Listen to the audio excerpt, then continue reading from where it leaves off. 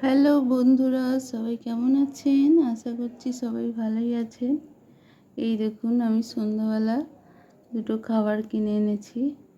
এগুলোকে চোখ বলে। এর ভিতরে কি আছে দেখতে হবে। 2 টাকা করে দাম নিয়েছে, ছোট্ট ছোট্ট। দেখে খুব পছন্দ হলো। এটা একটা স্ট্রবেরি, তাই নিয়ে চলে আসলাম বাচ্চাদের খাওয়ার জন্য। এগুলো কিউট কিউট দেখতে বলে আমি নিয়ে চলে আসলাম কিনে। দেখি খুলে কেমন।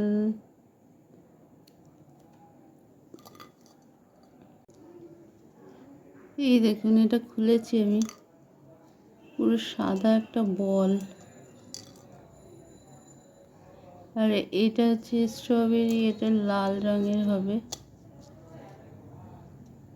এই দেখুন কি দারুণ না, কিউট কিউট।